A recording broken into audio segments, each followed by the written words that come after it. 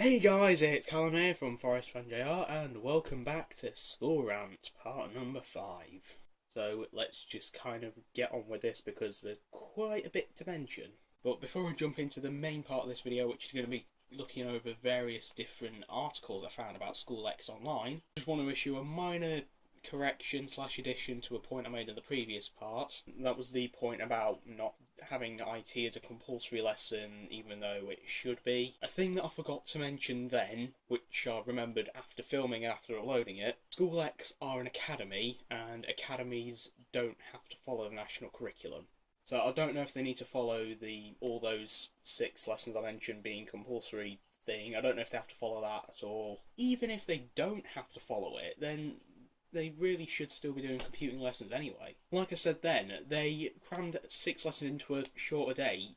They've got an extra lesson available, so they've definitely got the lesson available to do it. And with the world becoming more reliant on technology, it'd be a good idea to make sure students are fully aware of how to use even the basics. So School X IT, A, may be compulsory lesson anyway, B, you've got the lessons available to fit it into people's timetables, and C, it's going to help prepare students for the future, which is part of what school's about. Sort that out for next academic year, would you, please? At least I'm admitting my possible error on like School X with the planners. Anyway, let's just jump into reading the first of the 4 articles I've got. So the first article, it's from September 13th, 2017, from our local paper, which I won't name for privacy reasons, and it's talking about how strictly School X enforce the uniform rules. Bear in mind, of course, they may have relaxed the rules a little bit since September. If they have, I'm not aware of it, but let's just read some of this article. Furious parents have hit out at School A after a strict new uniform policy resulted in pupils being placed into isolation. School A, which is now run by the School X Multi-Academy Trust, reportedly placed a number of children into isolation during the first few days of the new academic year, a move that some parents have described as excessive, unnecessary and counterproductive. And I have to say, I agree with the parents there. I've always believed uniform serves no real purpose. It doesn't advance our education in any way. So of course I'm going to be against School X enforcing uniform rules, especially as strictly as they have. Some of the offences have included incorrectly coloured socks, trousers which are too tight, and haircuts which are too short.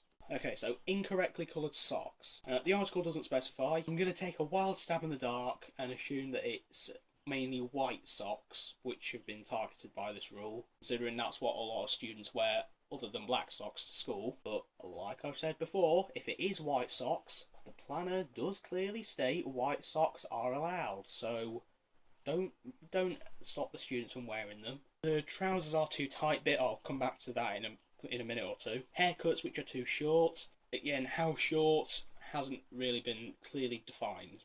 I'm not sure how short is considered too short. Again, your hair length, hairstyle doesn't affect your learning. I could have gone in with a green afro if I wanted, and that wouldn't have affected my education in any way. I could have gone in completely bald and that wouldn't have affected my education in any way either. One pupil even alleged the school threatened him with isolation for wearing a D-Day remembrance wristband. Now, I know who this pupil is. He's someone who's in my sister's year group. She has confirmed for me that this story is legit. Now, I know September obviously wasn't the anniversary of D-Day, that's in June, but what harm does a remembrance wristband do? I mean, it's not hurting anyone, it's not preventing anyone from learning anything. And according to my sister, this guy is also an air cadet, and he's a fan of things like the military and the armed forces. That's the sort of thing he's interested in. School X are threatening somebody with isolation for showcasing something that they have an interest in. However, the School X Multi-Academy Trust, which provided parents with a 5-page list of uniform rules during the summer, has refused to discuss the details of individual cases. So firstly, it might just be me, but I've not heard or seen anything of a 5-page list of uniform rules. Closest that I'm aware of was a 1-page document, which just listed things students weren't allowed. I also find it a little bit fishy that they're refusing to discuss details of any individual cases. They're refusing to properly explain their strict punishments. Maybe because they knew they'd be in more hot water with parents if they actually did? One concerned mother told the newspaper that her daughter was threatened with isolation as her trousers were too tight, which she said was unavoidable due to her daughter's height. The mother said, quote, "I explained the situation to the head teacher who was still insistent that my daughter changes her trousers and is threatening her with isolation. But under no circumstances do I want my daughter going into isolation. It's never been an issue before as girls used to be allowed to wear skirts and tights, but they're not allowed to wear them anymore. If the school want her to have a different pair of trousers, they can take her shopping themselves. Yeah, I totally get the mother's point of view here. Some children, particularly those who are taller or shorter than the average kid, feel their choices when it comes to getting clothes are limited. If they've only got one choice, and that's not even considered good enough, then that's just stupid on School X's part. Like the mother said, if School X really do care that much, they may as well just go clothes shopping themselves and see how limited the choices really can be for some students. Dozens of parents complained on social media, suggesting that the strict rules made the school sound like a prison.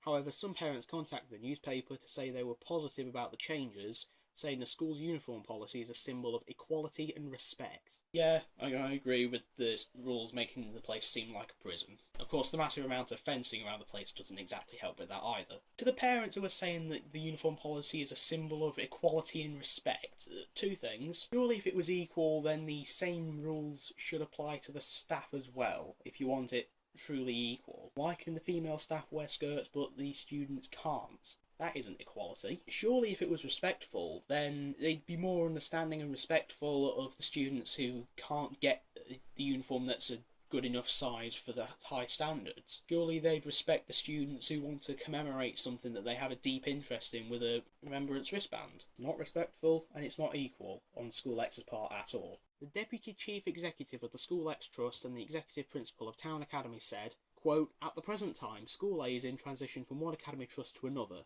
In light of this, during the first few days of the new autumn term, there have been some issues with regard to the correct uniform policy. School X Multi-Academy Trust will therefore advise that all parents refer to the new Town Academy website, which clearly states the uniform policy. Should parents have any further questions with regard to the policy, then please contact a member of our pastoral staff at the Academy, who will be more than happy to advise them. We would also like to make it clear that whilst the Academy has been addressing some issues with uniform this week, no students have been sent home as a result of this." So firstly, yes, there would be issues with new uniform at the start of a school year, especially when like it said, it's the start of a new school year, there's a new uniform coming in, there's new people running the place. I don't think it was exactly made clear whether the new uniform came into effect in September or January, so some people were a bit confused by that. You know, lots of confusion, lots of changes happening behind the scenes. I understand that there'd be a little bit of confusion as to what the uniform would be. Now, I've checked the Town Academy website, one of the 3 websites. Yes, they made 3 websites for a single school. Like, just why? Now, the only mention of uniform I can actually find on the main website is an article where they discuss how students apparently love the uniform, which I'm more than 90% sure that they don't love it. I mean, they didn't like the previous uniform, so why would they like a new colour uniform with a different position logo? But they do have the uniform on the 2 separate websites for each campus, upper and lower campuses as they're now called. Yes, they changed the name from north and south to upper and lower. Again, they just can't make their mind up with what they want to do. I really don't know why they couldn't just have one simple website rather than 3, and on that one simple website have just one page called uniform, and it states all of it for the upper campus and all of it for the lower campus. Simple as that. That's all it takes, instead of trying to click around on 2-3 different websites trying to find which one's the right one. I also find it a tiny bit suspicious he's mentioning how no one has been sent home. You think surely he'd only need to bring that up if somebody had actually mentioned that to him beforehand. I've not found any mention of anyone complaining about being sent home, so to my knowledge, being sent home for this uniform issue at the start of term wasn't even brought up until he himself mentioned it.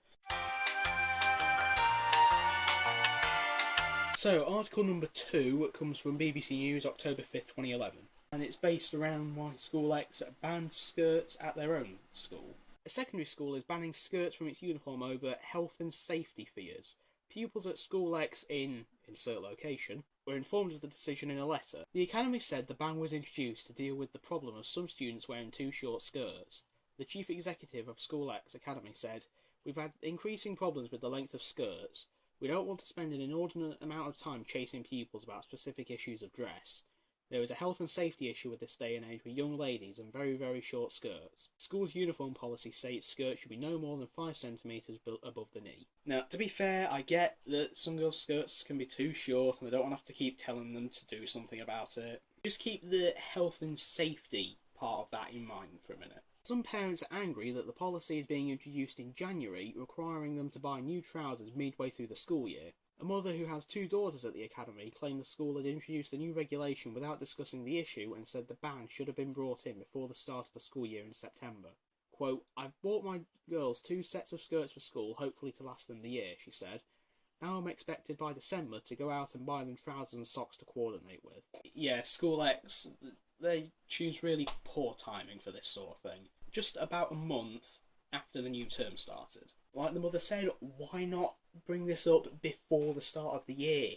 Why not bring this up in June or July before they leave for summer holidays, so they got plenty of advance warning? Remember, they've got to get these skirts ready for the new term after Christmas in January. This is the time of year when, by the end of it, by December, not only are they going to have worked for the previous few months and be tired from that, but they're also going to have their focus directed more at Christmas. Their time, money and focus would go towards Christmas and New Year's, not buying some rubbish new uniform. Of course, because they're going to be working a lot over the run-up to Christmas, then probably not going to get that much chance to go out and buy this new uniform. Not to mention that by the time Christmas itself comes around, some stores are going to be closed for the Christmas holidays anyway. Believe it or not, the poor timing is only half of the issue. In a statement, the chair of the Health and Safety Executive, Judith Hackett, said, "This is one of the worst examples we've seen of health and safety being used in completely the wrong context. There is nothing in health and safety legislation that allows schools to ban hemlines that aren't to a school's liking." There's no legislation that allowed School X to do this. Or at least there wasn't at the time when they did do this. How have they gotten away with this for over 6 years? Legally, there's nothing saying that they can do this. Article number 3, another BBC News one, from May 2nd, 2002. It's about the principal, now the CEO, of School X taking a 2-week break to the Caribbean in term time. A head teacher has been criticised for taking a 2-week break in the Caribbean during term time. The head teacher of School X secondary school in insert location was back in school last week after the break in St Lucia. He has been criticised by the National Union of Teachers for making the trip in term time and so close to the start of GCSE exams. The NUT are right to call him out on this. Don't forget, schools are always going on about fining parents who take their kids out of school during term times for holidays. School X is no exception to that. Very hypocritical for a head teacher to do one of the very things schools have been actively fighting against for years. Again, another case of poor timing right near the start of GCSEs. An NUT official, Colin Tarrant, said it was remarkable. "I have never before heard of a head teacher taking off time like this for a holiday in the middle of a school term.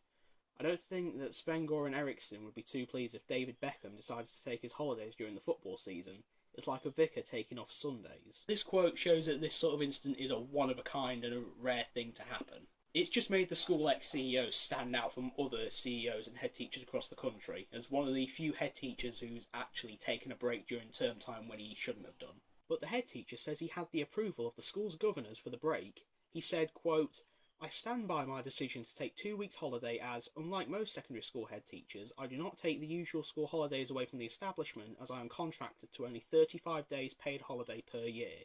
He said he worked through much of the school holiday period and it was preferable to leave the school at a time when there were other staff around to run it. He said, "In my view, for a head teacher as a chief executive to take 13 weeks holiday and leave the school rudderless during this time is not a dereliction of duty." So, because of how many days off his contract gives him, let's not forget that it's a paid holiday, aka paid time off, so he's not losing out as much financially as he would otherwise. Because he worked through the Easter holidays instead of taking that time off, apparently it's best for him to just leave the school when someone else can run it in his place, and when he should be doing his job. If he was a regular teacher and he did this, I can almost guarantee he would have been sacked upon his return. Dereliction of duty, according to Google, the shameful failure to fulfil one's obligations. How is a head teacher leaving school during term time near the start of GCSEs not a dereliction of duty? His job and obligation is to be at the school during term times, and taking holiday time after an actual designated holiday time, while leaving somebody else to run the place in your position,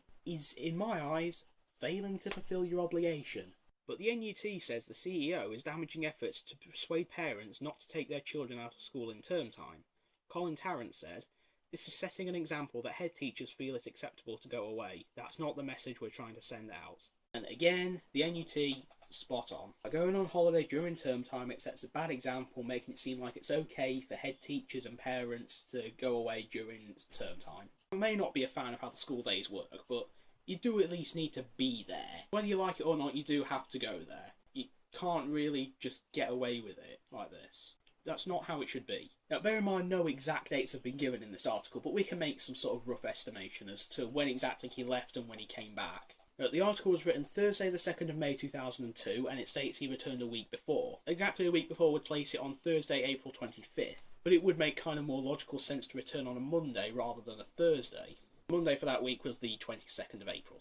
We'll place his estimated return date from the 22nd to the 25th of April. The break itself lasted 2 weeks, which would put his estimated leaving date somewhere between the 8th and 11th of April. So that's the estimated date of his actual holiday, the 8th or 11th of April up to the 22nd or 25th of April. And then a week later, the article came out. So when exactly was the Easter holiday? The Easter holiday dates, and a lot of holiday dates really, kind of vary a bit from school to school. But we can find some sort of a rough estimate based on what I can find from other schools. I found the dates that Hardsmere School used. Their Easter half term started Friday the 22nd of March, ended on Tuesday the 9th of April, right around the time we predict that he left. So, if School X had similar dates for their Easter holidays, that means the CEO left just as term began, and he returned around the end of the month. And there's a handy little infographic on screen right now just to showcase this. He could have easily just taken his break during the designated holiday time, which was 2 weeks, but no, he decided to take a 2-week break during term time when he should have been there doing his job. Now, the final article for this video is very interesting because it actually kind of relates to a previous point I brought up more than the previous articles have. Does anyone remember in the last School Rant video I brought up the earnings of the CEO being £180,000? Turns out I'm not the only person who's concerned about that. Schools Week made an article on March 27th this year where 87 academies, including School X, have been asked to justify their CEO earning over £150,000. Schools Week can exclusively reveal the trust which received a letter from the Education and Skills Funding Agency demanding they justify CEOs' salaries of more than £150,000. The letter from Eli Milner, the head of the ESFA, landed in the postbox of some of the most well-known and least-known trusts in the country. Pressure from government follows extensive media coverage of soaring CEO pay as teaching staff's pay rises remain frozen at 1%. The government and Education and Skills Funding Agency also, like me, aren't too happy with the CEO being paid over 150 grand. Now, the rest of the article kind of goes on about some of the bigger trusts in the country, some of the top 10 biggest trusts, none of which are School X, and it mentions 8 of those 10 were called out for this. 2 that weren't, one of them more interesting than the other. So one of those 2, their now former CEO, 2016-17 school year, had a salary of only £55,000. Now, the current interim CEO, their salary isn't known, but it is likely less than 150 grand because they haven't been called out. Then the article goes on to name the 87 academy trusts, and like I said, one of them is School X. This article I will actually link in the description. The other ones I'm not going to more for privacy's sake, but this one gives you a bit of a hint without directly name-dropping School X. I find it interesting to know an academy CEO, it's considered one of the top 10 biggest in the country, biggest in terms of just how many schools are incorporated into the trust rather than the quality of the teaching. You could get by with only 55 grand. Okay, so from a bit of research, it does seem like the trust itself wasn't doing too well at the time, based on the Ofsted report I found. The main concern that I saw repeated again and again through this report, achievements being a bit low and not really improving. By achievements, they're talking about GCSEs and SATs, which, again, like I've mentioned before, may as well just not even exist. Couple that with the fact that Ofsted are idiots, and I'm not going to take this report too seriously. And also remember that this trust is much bigger than School X. They have like 30 plus schools in it, whereas School X is less than 10. But the bigger trust probably does need a little bit more money to get by better. What I'm getting at here is 55 grand doesn't seem to be enough to help an academy trust, but over 150 grand is too much. So there kind of needs to be a bit of a balance between there. Of course, there's varying factors that play into this. The main one probably being how many schools are actually in this trust. But again, it's just the payments from all these schools are just all over the place. Like, there's just no consistency. There's no fairness of any sort. Remember, like I said last time, the School X CEO, he's the only person out of about 600 staff members who gets paid over 100 grand. CEO is one of 8 out of about 600 staff members who gets paid over 60 grand. I'm presuming the other 590-ish probably get paid less than the CEO of another academy trust does. Something needs to happen here. Payments just kind of need some sort of like a fixed figure or something. School X in particular, 2 things that I want to see. Firstly, if you haven't done so already, come out with a statement justifying and responding your CEO being paid over £150,000. £180,000 is too much, especially when it's over 80 grand more than the next person below you, whoever that may be. It's completely unfair in the other 600-ish staff members, and you're not doing that great of a job considering the schools you run really aren't as great as you make them out to be. Second thing to do, actually lower your CEO's pay. I'd say maybe at most £100,000. So it's a bit more fairer with some of the other staff members and possibly other CEOs across the country. And of course you wouldn't need to be called out again by the Education and Skills Funding Agency and the government. Okay, so I just want to add here how after recording this, Schools Week released another noteworthy article which I'll also link in the description. It details how academy trusts which pay multiple employees £100,000 to £150,000 have come under scrutiny from the ESFA. To my knowledge, School X only has the CEO earning over 100 grand, but this article shows how my recommendation of lowering his pay is actually not that bad of an idea, as they shouldn't have any employees earning over 100 grand. So that's going to be it for this video. Hope you've enjoyed. Again, like with the previous school rants, all of this is just my opinion based on how I've interpreted the things I've learned and found out and all that about School X. If any corrections are needed, I welcome all of them. Freedom of speech, freedom of expression, I'm perfectly fine to say what I think about School X, which is that they're idiots and that they're terrible and that they need to go away and never come back. Again, like with the previous parts, I encourage you to speak out and speak up and reach out to other people if you feel you've been affected and you're not fans of School X or any other academy or academy trust for that matter. If you feel like they're abusing the power, in which case they need to be held accountable. And again, if they continue their streak of idiocy, which is highly likely, let's be honest, then I'll continue bringing up all these new points on Twitter, link in the description if you want to check that out, by the way. May end up making a part 6, I don't know. Anyway, so that's going to do it for this video. Hope you've enjoyed. Like if you did, subscribe if you're new, and goodbye.